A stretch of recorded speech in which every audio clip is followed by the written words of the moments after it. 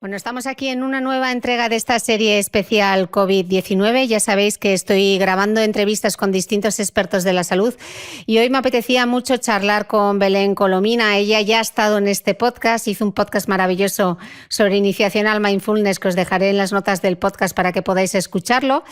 Hoy vamos a hablar con Belén, ella es psicóloga general sanitaria y este es un podcast dirigido a todo el personal sanitario.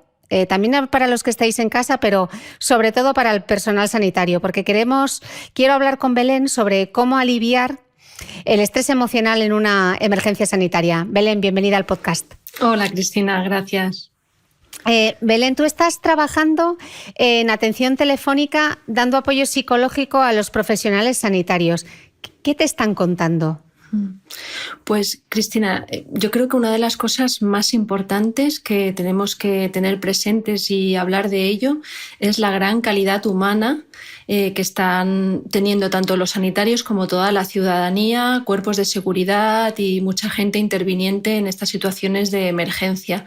Yo creo que delante de la falta de recursos o delante de la falta de materiales tenemos grandes personas cualificadas y grandes profesionales que están dando todo lo que pueden dar de sí como humanos, y por eso también tenemos que atender esta parte, la vulnerable, la emocional, la de quién cuida al cuidador, porque efectivamente ellos están dando todo, pero nosotros también tenemos que dar por ellos. Es como la cadena de cuidarnos entre nosotros, y es muy importante que en esta demanda sociosanitaria de alarma, de emergencias, como en cualquier otra que pudiéramos tener, nos podamos acompañar en el mundo emocional, en el distrés, porque realmente hay una desregulación emocional dada por una alta tensión. Hay una sobredemanda en la cual el cuerpo necesita generar mucho estrés para dar salida a toda esta emergencia, pero este estrés ha de ser aliviado, porque si no se cronifica y el desgaste profesional y emocional de las personas está ahí, y realmente tenemos que destacar que son ellos los principales, más allá de recursos y materiales. Es la propia persona la que lo está dando todo y hemos de cuidarles porque ellos nos están cuidando. Entonces es importante porque muchos de ellos pues, se encuentran con muchas situaciones, nos cuentan realmente situaciones muy complejas, porque este trabajo no es luego cierro el ordenador y me voy tranquilamente a mi casa, sino que muchas veces el sufrimiento de tus pacientes, el sufrimiento de las situaciones que estás viviendo lo tienes que llevar, y te lo tienes que llevar a casa y luego entrar con una sonrisa como si aquí no pasara nada, para poder atender a la familia en el momento también en el que está y no sobrecargarla. Así que ellos van acumulando una sobrecarga emocional que es importante ventilar, sentirte acompañado, soltar, porque además ahora lo que se añade a estas situaciones es el aislamiento. Llegar a casa y además añadirle la incertidumbre y el miedo de si lo vas a contagiar a los tuyos, de no poder abrazar a tu hija, de no poder abrazar a tu mujer por si traes el virus, ¿no? Entonces creo que tenemos que tener presente y hablar sobre el cuidado del cuidador, en este caso de la asistencia psicológica y acompañamiento que también necesitan todos los intervinientes, sanitarios, cuerpos de seguridad, que son los bomberos, policías, intervinientes, igual que las familias y todos los ciudadanos, y el acompañamiento al duelo, porque realmente a esto se le añade que no podemos acompañar a nuestros familiares, que cuando una persona está en el hospital o en la UCI en estos momentos no puede estar acompañada. Y se están acompañando por profesionales sanitarios que muchas veces no están preparados para esto, y que la sobrecarga de estrés y de trabajo que conlleva esta etapa no les permite tampoco a ellos tener ese espacio personal de lugar seguro en el cual poder parar dentro del caos a tomar aire. Y esto es imprescindible, tener como unos pequeños minutos de parar, tomar aire y regular, porque están viviendo situaciones drásticas. Porque ¿qué otros conflictos pueden surgir? Porque al final no dejan de estar en un ambiente de trabajo muy estresante, en una situación muy límite, trabajando en equipo. Es fácil que no fluya bien la comunicación. ¿Qué otras, más allá de esas emociones del miedo, qué otras situaciones, emociones o reacciones pueden surgir? Pues toda esta sobredemanda y la falta de recursos y el aislamiento, porque la soledad es una de las emociones que también hace que aumente el desgaste, porque no puedes sentirte acompañado y en el cual poder desarrollar tu mundo emocional y tu vulnerabilidad y validarla, ¿no? Entonces existe un tremendo estrés agudo, un pico de estrés, que es un estrés que prolongado en el tiempo se convierte en distrés empático, que te puedes desensibilizar, que ya no puedes ver las sensaciones, sino que te enfrías delante de ellas, delante de las personas, como puro mecanismo de protección, porque ya no puedes arrastrar tanto sufrimiento o malas noticias. También picos de ansiedad o de miedo y de irritabilidad. Y es válido también enfadarse, tener rabia, tener ira, protestar de la situación. También es válido porque son reacciones normales ante una situación tan desbordante. Shocks emocionales también pueden haber de cosas que realmente... Porque no olvidemos que más allá de los pacientes que estás tratando, tú también tienes una situación personal. Y conforme estás entendiendo a alguien y de repente esto te conecta con algo tuyo también personal, puedes sufrir un shock. Puedes tener un gran impacto porque ya no ves, ya estás involucrado en ello, ya no puedes tomar esta distancia emocional que es la permitida o la ideal para poder trabajar, sino que de repente emocionalmente has hecho un link que de repente te has visto ahí metido, ¿no? Entonces puede producir un shock. Luego muchos pensamientos intrusivos sobre determinadas situaciones, fantasías catastróficas, esto no va a pasar o esto no va a tener fin o de aquí no, ¿no? Todo esto puede venir y puede inundar a la persona y desbordarla. Y tenemos que validar estas reacciones porque no tenemos que frenarlas de no, hombre, no pienses así o sé fuerte, esto va a pasar, no te preocupes. Sí, hay determinados momentos en los que las personas sí se preocupan, hay determinados momentos en que las personas sí sienten miedo, rabia, ira, tristeza, síntomas de ansiedad y es válido, pero por eso tenemos que ser conscientes, ponerle palabras y darles un espacio para que eso no desborde a la persona, para que eso simplemente sea transitado, validado y acompañado para que realmente pase, porque no tenemos que olvidar que eso es lo humano y lo humano tiene su parte vulnerable y de la parte vulnerable sale la parte fuerte. Así que no solo podemos atender a una parte. Ok, ¿y vosotros en esa atención telefónica que prestáis a los profesionales, qué es lo que les aconsejáis o simplemente es como una escucha activa? Pues hay muchas circunstancias y muchas situaciones. Realmente hay mucho de ventilación emocional, es decir, que la persona pueda expresar, que la persona pueda sentirse acompañada por un profesional, pero luego existen muchas situaciones en las que necesitan también información y asesoramiento de determinadas pautas, porque tienen familiares que pueden estar enfermos, familiares que tienen indicios de suicidio, hay familiares que están realmente aislados, hay personas con discapacidad que tienen que salir de casa y no saben cómo abordarlo, es decir, existen tantísimas situaciones personales que a veces al cuidador y responsable de estas circunstancias se ve desbordado y solo. Y entonces una llamada de teléfono puede, aparte de aliviarle, puede darle como unas directrices, unas pautas sobre qué hacer. También hay casos que les está aumentando la claustrofobia, sentirse ahí agobiados dentro de casa. Es decir, hay múltiples situaciones en las que los síntomas también de depresión empiezan como a agudizarse y todo se magnifica y siempre hay como una persona en la que está a cargo de esto y necesita también estar aliviada. ¿Qué es lo que más consultan los sanitarios, Belén? Pues ansiedad, estrés, sentirse acompañado, reacciones de miedo, de sobre la situación, sentirse saturados y luego también el miedo refieren a esta vuelta a casa, ¿no? De si voy a contagiar ahora a los míos, la sensación de soledad también y de aislamiento, de sentir que cuando tú sales de una jornada intensísima de trabajo, necesitas hablar, compartir con alguien, un abrazo, un sostén, un poder hablar y ahora esto se complica porque entre los propios compañeros todos están igualmente desbordados, ¿no? Y al llegar a casa muchos están ya aislados para no contagiar y todo esto aumenta una sensación de aislamiento que puede llevarles a incluso pues, a pensamientos también depresivos o ansiosos porque también son personas tal y como nosotros. Hemos visto en redes sociales algunos vídeos, por ejemplo, del personal universitario de la Fundación Alcorcón, haciendo ejercicios de meditación en los pasillos del propio hospital antes de empezar su antes de hacer frente a su trabajo, ¿no? Antes de empezar la jornada laboral. ¿Cómo ayuda?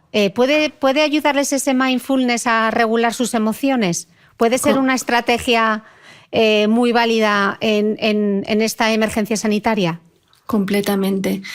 Realmente la calma mental, la regulación emocional y la regulación de todo este distrés es lo que funciona, es lo que necesitamos. Entonces, tanto al inicio de la jornada como al final de la jornada, como cuando en medio del caos lo necesites, o cuando vayas a entrar a quirófano, o cuando necesites dentro de un momento en el que tú te sientas en un torbellino, en un caos, o como que esta situación está pudiendo contigo, dedícate un minuto a conectar contigo, conectar con tu cuerpo, regular tu respiración, asentar la mente, encontrar tu calma, encontrar tu espacio, porque esto es lo que te va a permitir seguir.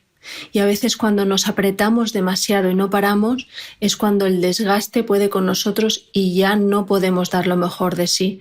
Y están realmente dando absolutamente todo. Y creo que es imprescindible que cuidemos de ellos y de estos pequeños espacios que pueden hacer mucho, porque necesitamos parar para calmar, para regular y para volver al cuerpo, porque la mente se dispara y las emociones también. Y esto es inevitable. Entonces, ya que es inevitable y tenemos un buen recurso y tan a la mano, porque realmente está dentro de nosotros, no necesitamos grandes recursos materiales, es decir, es algo que necesitamos aprender, algo que necesitamos sobre todo practicar. Y al practicarlo realmente puedes ir viendo su beneficio. Y en el momento en que veas su beneficio, ya no dejas de hacerlo, de aplicarlo. Son pequeños segundos, pequeños minutos de pausa.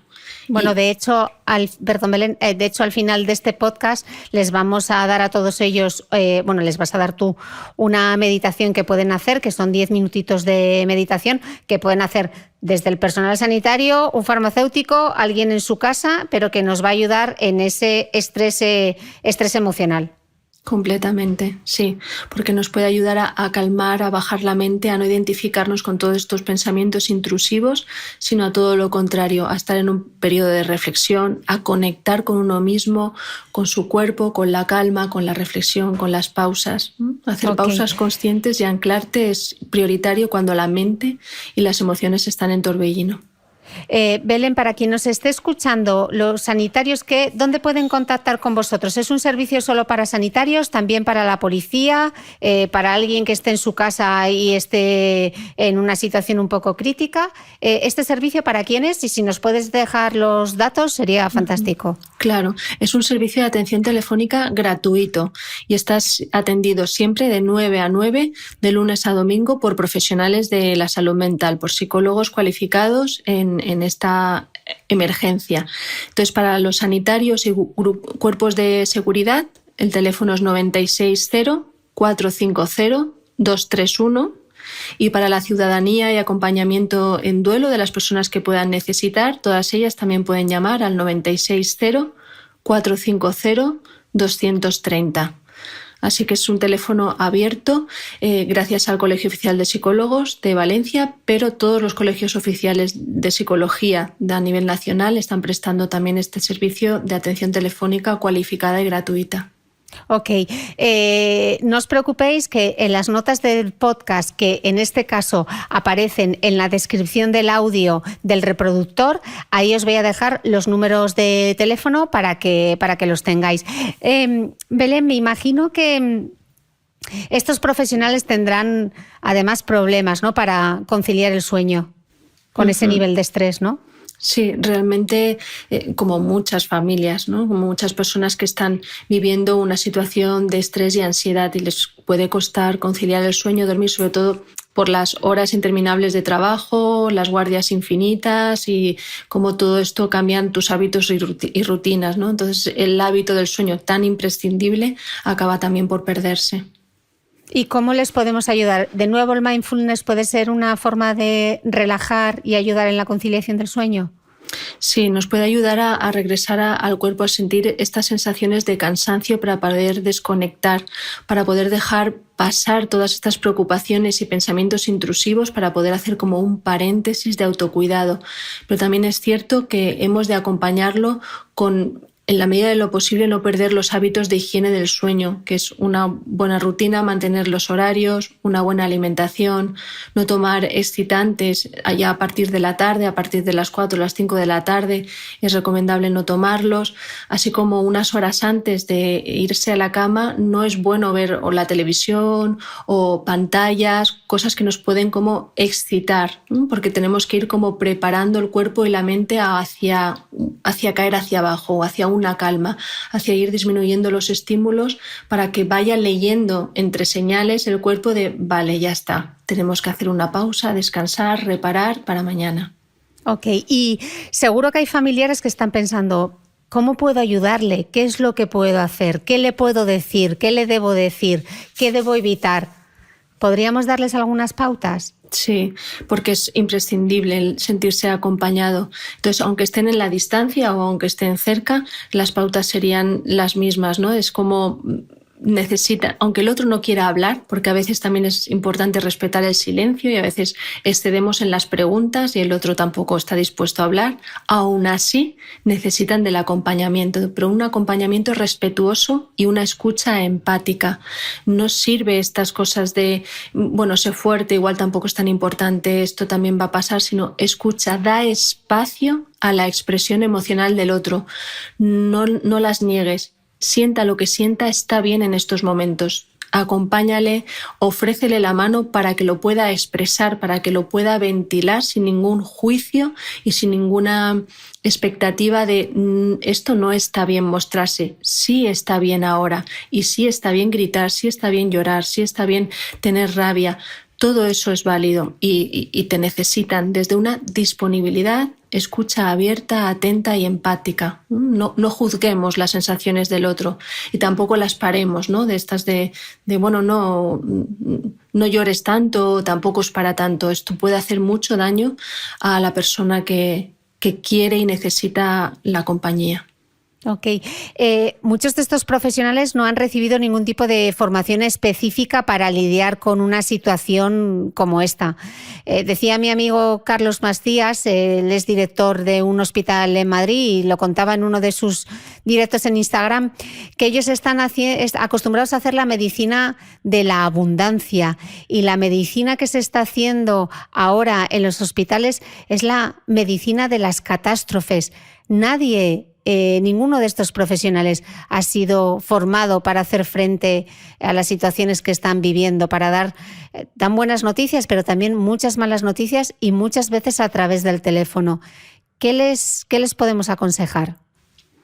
Mira, aquí lo principal, porque tal y como dices, están sobreexpuestos a una situación de crisis y emergencia en la cual abundan muchas malas noticias y es importante que antes de poder darlas yo busque un espacio tranquilo, un lugar seguro para mí en el cual yo también poder estar sintiendo que puedo atender la llamada con tranquilidad para poder parar, porque a veces las prisas de allá afuera, el estrés de allá afuera me pueden hacer levantar el teléfono y no estar atento o disponible para la otra persona que realmente es la que va a recibir un impacto y un shock emocional y cada una de tus palabras va a ser muy importante.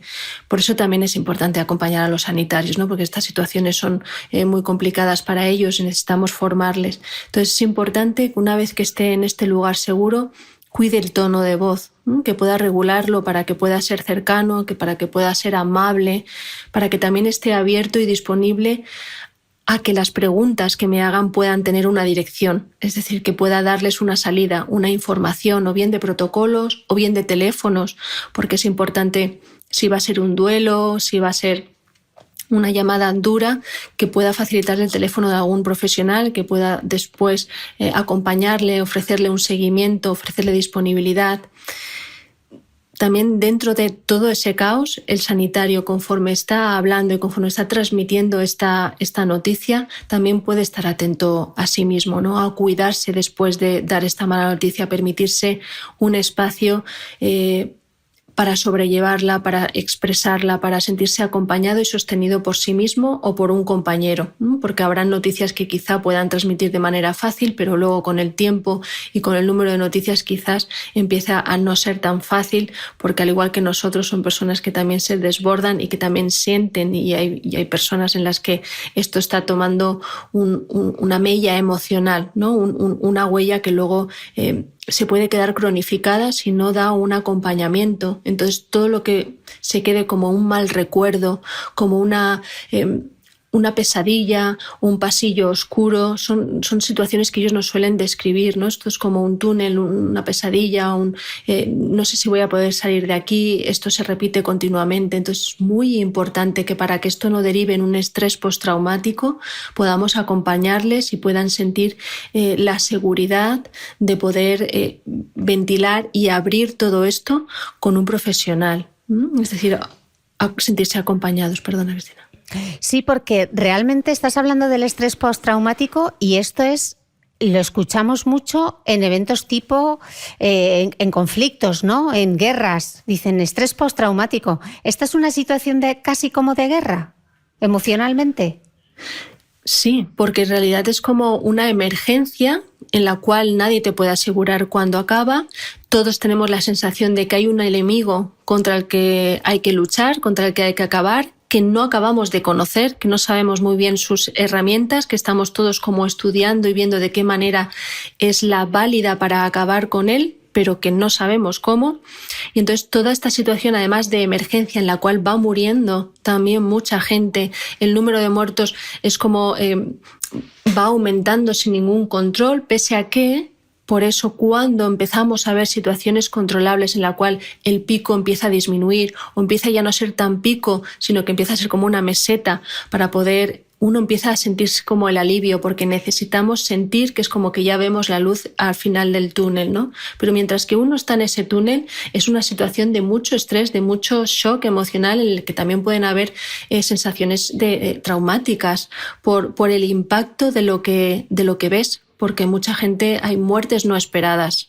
Al igual que hay recuperaciones extraordinarias, porque el cuerpo humano es maravilloso y porque el sistema sanitario es increíble, también hay una parte de naturaleza que está ahí y que también hay muertes que pueden causar shocks, porque no son para nada esperadas, y que de un día a otro una persona se te vaya sin posibilidad de despedida, sin posibilidad de darle un abrazo, un funeral, un velatorio, donde justo estos procedimientos están hechos para que la persona pueda transitar el duelo acompañada, para que pueda llorar junto a sus seres queridos, para que pueda recordar a la persona llena de amor, para sentir que la compasión humana te reconforta. Y ahora no pueden hacer eso. Ahora están solos viviendo este duelo, ahora están solos sin velatorios. Entonces, por eso sí es importante que igualmente se sientan muy acompañados, que puedan elaborarlo y que pasado esta etapa sí puedan hacer como esas despedidas que necesitan, o que puedan facilitarle a los sanitarios o a las funerarias algún objeto que ellos quieran que la persona lleve encima a la hora de ser en el crematorio, o cualquier cosa que podamos sentir que seguimos acompañando tanto al muerto como a la persona que se está despidiendo. Esto es muy importante para luego aliviar muchas de las circunstancias o duelos traumáticos o crónicos que pueden desencadenar toda esta situación. Entonces sí es una situación muy alarmante que se amplía tanto a lo sanitario como al mundo emocional y psicológico, y sin embargo no está tan bien visto esta parte psicológica. No se habla tanto de ella, por eso te agradezco muchísimo este podcast y que podamos hablar de quién cuida al cuidador y quién cuida a los sanitarios, porque están haciendo un sobreesfuerzo admirable, están poniendo todos sus recursos humanos, y como sociedad y sobre todo los profesionales de la salud mental, los psicólogos, estamos absolutamente a disposición para también poderles cuidar, y no está tan bien visto que este recurso esté, y es necesario los psicólogos en los hospitales, los psicólogos en las UCIs, los psicólogos que puedan atender estas salas de espera interminables donde no sabes qué noticia va a salir por ahí. Entonces es muy importante que el sanitario no cargue con todo esto, sino que también pueda apoyarse. Ayuda. Al terminar este podcast vamos a poner esta meditación específica para los profesionales sanitarios. ¿Cuándo les recomendarías que la hiciesen? Pues yo creo que meditar a diario a todos nos viene bien, pero cuando vas al inicio de la jornada laboral como al final de la jornada laboral para poder cerrarla es dos de los momentos quizá más importantes. Y hay un importante y cuando sientas que lo necesitas, cuando sientas que el caos va subiendo por tu torbellino emocional, por favor, para aunque sea 1 minuto, aunque sean 2 minutos, toma aire y calma, es imprescindible para ti. Y también la van a poder hacer, es apropiada para los escuchantes de este podcast, ¿no? Todas estas personas que ahora mismo están en confinamiento, puede ser una herramienta súper útil, ¿no? Sí, para todos, para todos. Pues vamos a ponernos en modo zen, relajarnos un poco a través de la voz de Belén.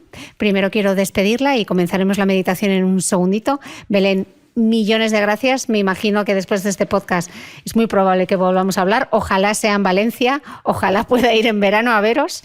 Millones de gracias por este podcast tan útil y tan necesario. A ti, Cristina, millones de gracias. Y sí, ojalá volvamos a vernos y en Valencia te espero para darte un súper abrazo.